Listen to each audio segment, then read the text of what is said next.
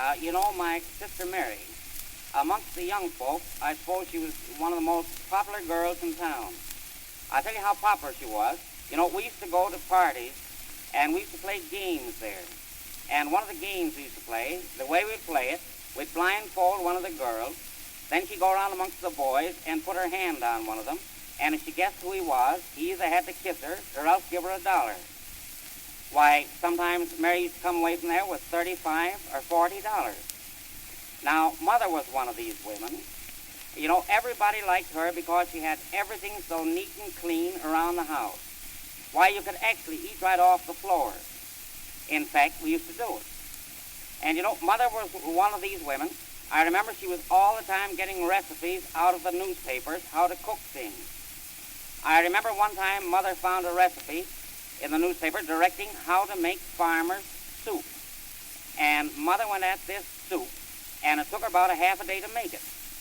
And when she had it made, she put it on the table, and I didn't like the smell of it, so I didn't eat any of it. But Hank, my brother, ate some of his, and it made him sick.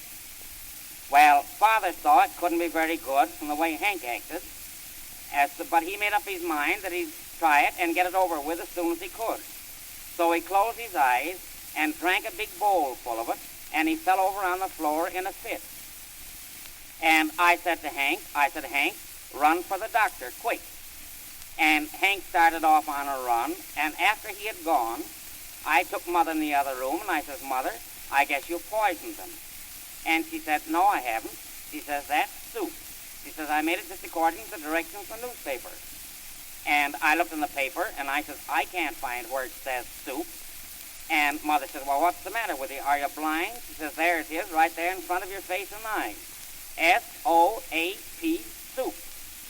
And I told her, I says, Mother, that spells soap. I says, you filled Father and Hank full of soft soap.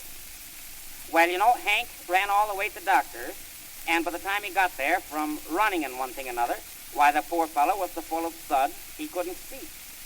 And the doctor threw him down and put a muzzle on him. Thought he had hydrophobia. Well, while I was talking with Mother, every once in a while I could hear the baby in the other room. She'd begin to laugh and clap her hands. And I went in there to see what was making the baby laugh. And Father lay there on the floor on his back, coughing. And every time he coughed, he'd blow a soap bubble.